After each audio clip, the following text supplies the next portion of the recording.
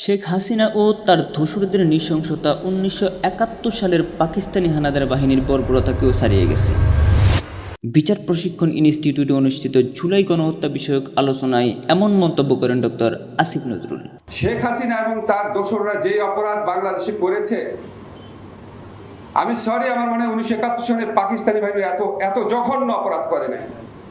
তিনি অভিযোগ করেন, আওয়ামী লীগ নেতা কর্মীরা এখনও মিথ্যাচার করছে, তাদের মধ্যে অনুশোচনার লেশ মাত্রও নেই। শেখ হাসিনার কিছু অডিও ক্লিপ তুলে ধরে তিনি বলেন, এখনও তার মধ্যে নির্যাতনের বাসনা, প্রতিশোধের আগুন জ্বলছে।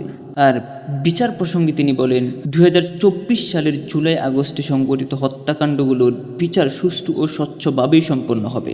আন্তর্জাতিক অপরাধ ট্রাইব্যুনালের প্রধান প্রসিকিউটর তাজুল ইসলাম জানান, ডিসেম্বরের মধ্যেই মূল অভিযুক্তদের বিচার সম্পন্ন হবে।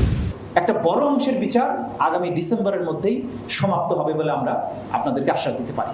ডাক্তার আসিফ নজরুলের ভাষায়, বিচারিক প্রক্রিয়ায় স্বচ্ছতা রক্ষায় সময় লাগছে, তবে এতে হতাশ হওয়ার কিছু নেই। এমন সাক্ষ্য প্রমাণ রাখা হবে যাতে ভবিষ্যতের কোনো সরকারও এই বিচার এড়িয়ে যেতে না পারে।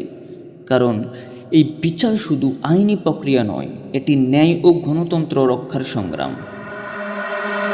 এটাই ছিল আজকের আপডেট। আরাফাত হোসেন, বাংলাদেশ রিপ্রেজেন্টস।